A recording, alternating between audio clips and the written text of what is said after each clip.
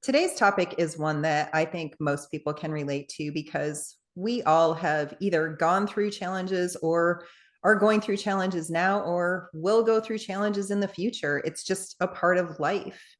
You never know what someone is going through. So it's important to just be kind all the time. I couldn't agree more with that statement.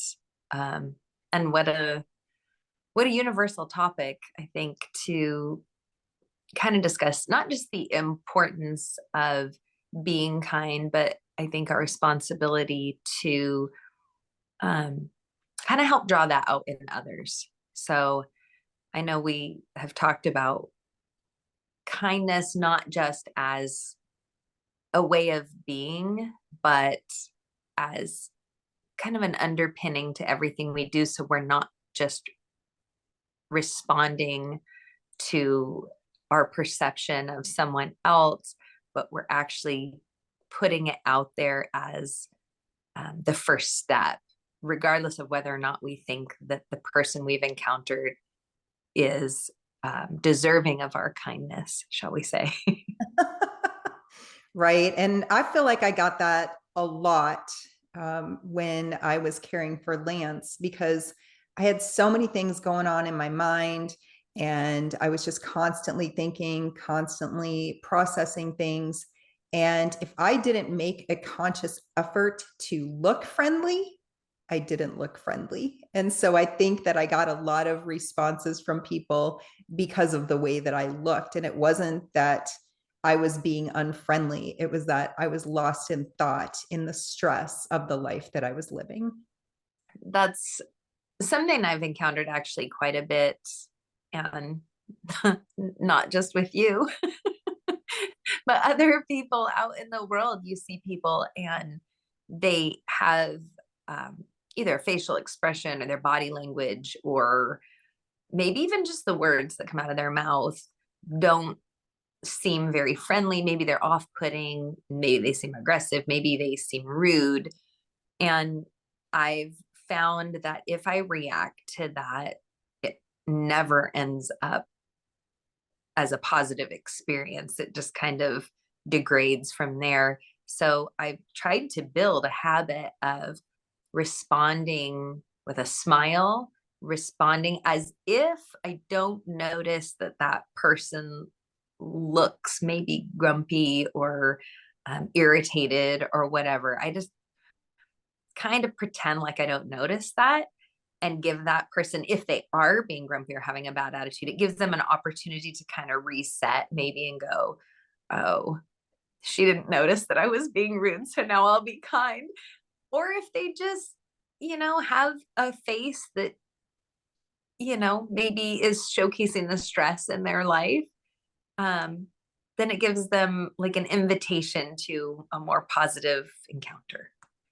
And I think too that if you're responding to the way that somebody looks, that you are taking it personally right from the beginning. That just because somebody looks at you in a certain way doesn't mean that it has anything to do with you. So why start off with making it personal? Agreed. I work in customer service, and um, I can't even begin to count the number of times I encounter someone who's very angry or upset and demanding, put out, whatever. And I just have to maintain um, a place that says, this isn't about me. They're not mad at me. I'm just the proxy for whatever they're mad at. So if I can deflect some of that and show them like, hey, I'm on your side, like I'm on your team here, and let's work through this problem together. But in not encountering people that were maybe like in your situation, they're dealing with a disability or some kind of hardship, and they've just encountered one obstacle after another, and they're just already expecting that their encounter with me is going to be an obstacle.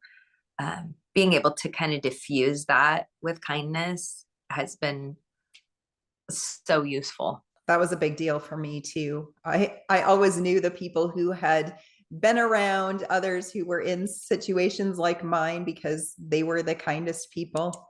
And it made such a difference. I think it does. I mean, did you ever catch yourself um, coming into a scenario or a situation with an expectation that someone was going to give you a hard time or they were going to make it more challenging, and allow that to kind of dictate how you entered into that situation? Did I ever? I don't know that I could count how many times I walked into a situation like that because I was always on the defense because of how I cared for Lance. And I felt like I always needed to be ready for the next fight. I think when you encounter that so much, it's just your expectation. When you did catch yourself going into a situation ready to fight, did you ever then encounter someone who diffused that with kindness? Oh, a lot. Yes. And I think that's actually, I had so many people in my life for a few years. It was several years before Lance passed away.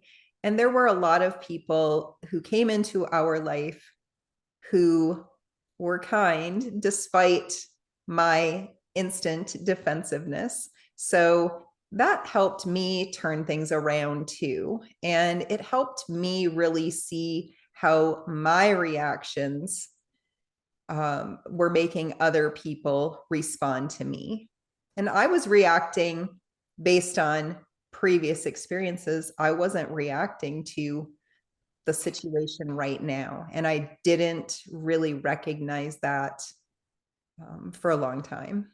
You've talked about how impactful it was to encounter people um, that were kind to you, maybe when they didn't have to be. Maybe they put in extra effort or just went above and beyond. And, I think we've all encountered those things in our lives. And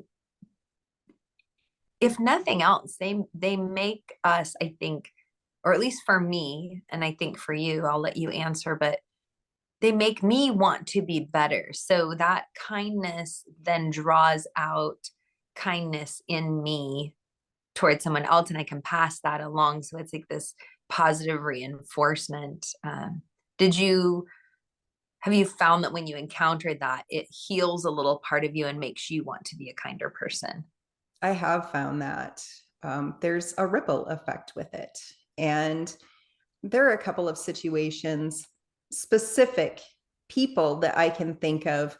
One while I was caring for Lance, and one after Lance passed away. One of the things that happened, one of the situations when Lance was still alive, this was about 10 years before he passed away. He had a series of grand mal seizures. And at the time, we had two vehicles. He hadn't been driving for a while. I was trying to get rid of one of those vehicles, and then we were going to keep our car. Well, because he had those seizures, then he needed a walker all the time. And then he needed a wheelchair for longer distances.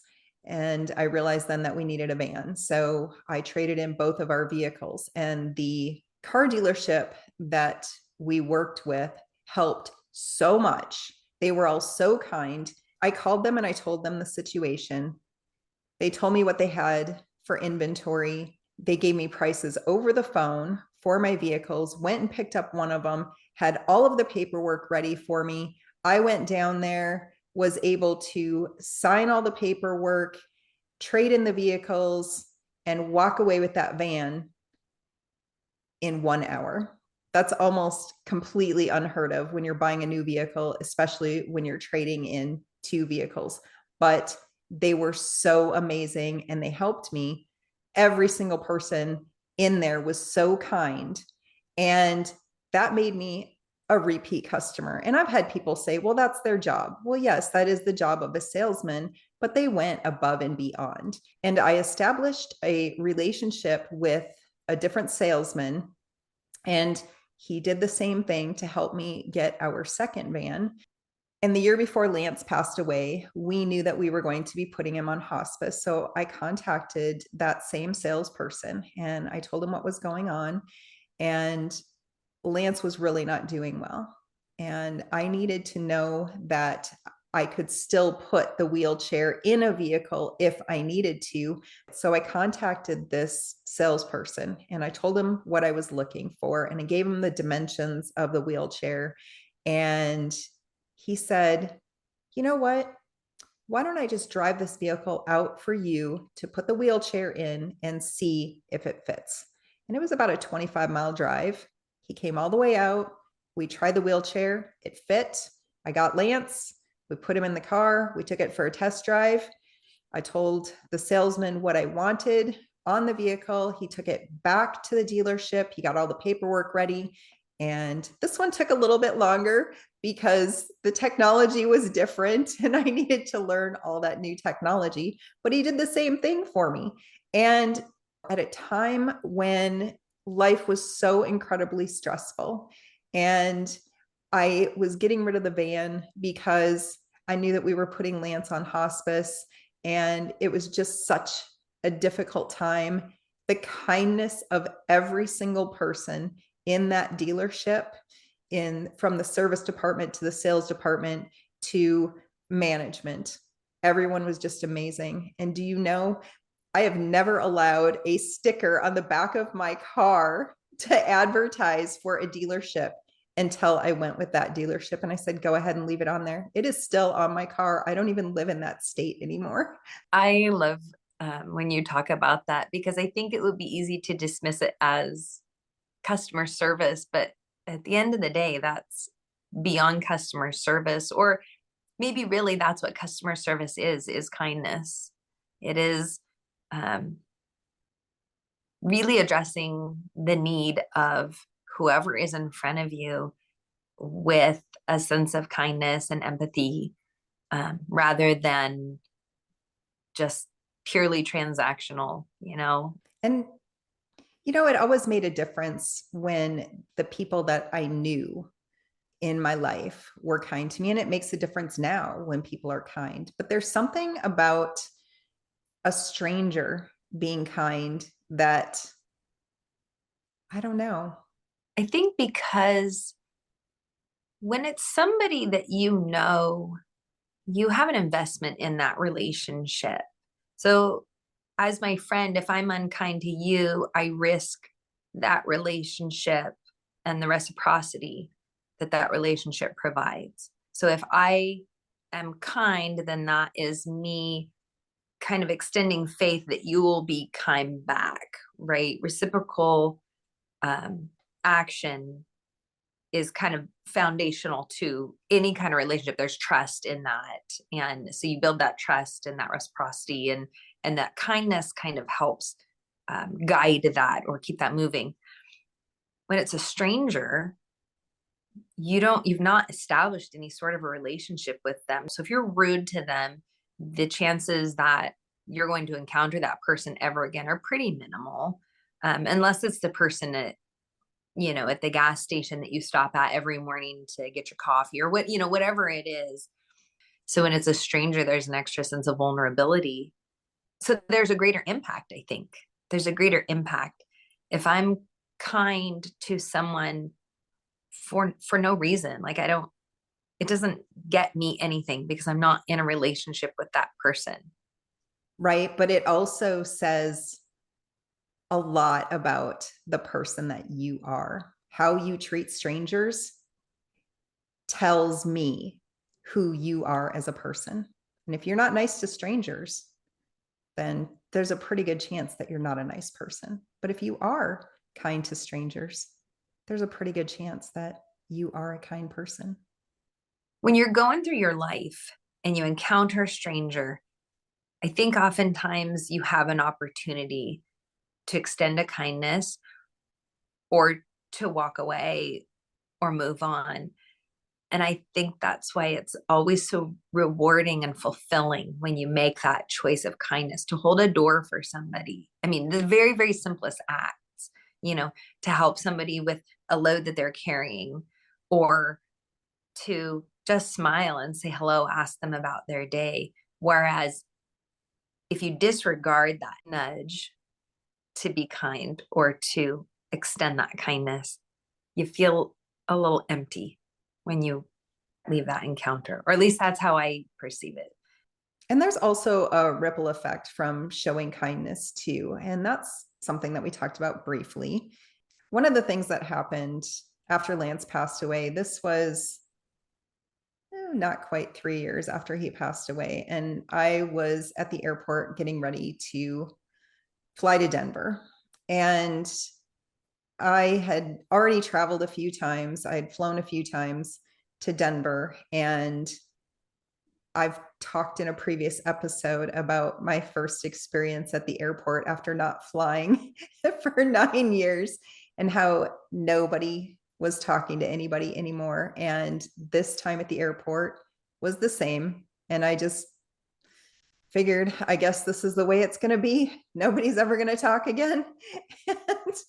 and I was standing in line, and this young man came up behind me and asked me a question. And I was just kind of shocked. But I was so excited because somebody was talking to me. And I turned around and I answered his question, and we struck up a conversation. And he ended up being in a different group. So he got on the plane before I did. And when I got on the plane, he was sitting kitty corner behind me. And he was very tall and didn't have enough room. His bag wouldn't fit in the overhead bin. And he was sitting there with his legs all scrunched up because he had to put his bag underneath the seat in front of him. And I told him, you know what? I've got short legs. I don't need that leg room in front of me. So if you want, I can take your bag and put it underneath the seat in front of me. And so I did that for him. And when we were getting off the plane, we walked off the plane together and just talked a little bit. And we have stayed in touch. His name is Keandre Hall. And like I said, he's just a kind young man. And I think one of the reasons that he stood out to me so much was because here he was talking to this old lady who's walking with him. And he was talking about the excitement of going to play football. And I could tell what a good person he was. And I told him, he's the kind of person that our young people need as a role model. And that's why I've continued to check on him. And he's actually working with young people now. And I just love to hear that because we all need a little bit of kindness in our life. I love that. Kindness just makes you feel better. It makes the person being kind feel better, and it makes the person receiving the kindness feel better. What kind of advice would you give to somebody who encounters a loved one or a friend or somebody that's going through something challenging and maybe they feel prickly as you're trying to extend this kindness? Do you just kind of keep going? Do you just keep smiling? Like, how do you respond to that? What's a way that we can respond to somebody going through a challenging time that will make them feel valued and will ultimately be received as kindness? I think just acknowledging that you see that they're struggling with something. Hey, it looks like, or it seems like maybe you're going through a really hard time right now. Is there anything I can do? Do you need to talk about it? I mean, don't offer something that you're not willing to give them. But if you're willing to sit and listen to them, or if you're willing to help them out in some other way, I think it's good to acknowledge it, because a big part of the problem that I had when I was caring for Lance was that I felt like I was just always expected to put on this happy face and just do everything that needed to be done. And I was so overwhelmed all the time. And just knowing that somebody saw what I was going through, just acknowledging it and offering to help. I didn't necessarily accept their offer of help, but it helped to know that somebody saw that I was struggling. And I think that that's a really important first step. But like I said, if you're not willing to help them or participate in their life beyond that conversation there, then I would say just leave it alone. To me, I kind of think of it as pay it forward. Um, People are kind to me. I'm going to be kind to the next person. And I hope that they're kind to the next person. And I think that in the kindness of strangers, especially, is so impactful. And I have had a lot of friendships grow out of the kindness of strangers. And one of those was you, Jenna. You didn't have to be kind to me, but you were. Oh, I just had to get through your prickly exterior. Well, hopefully, I'm beyond that prickly exterior now. Life has changed a lot, and I don't feel the need to be so defensive all the time. Well, thanks for joining me, Jenna, and I will see you next time. All right, we'll see you. Bye.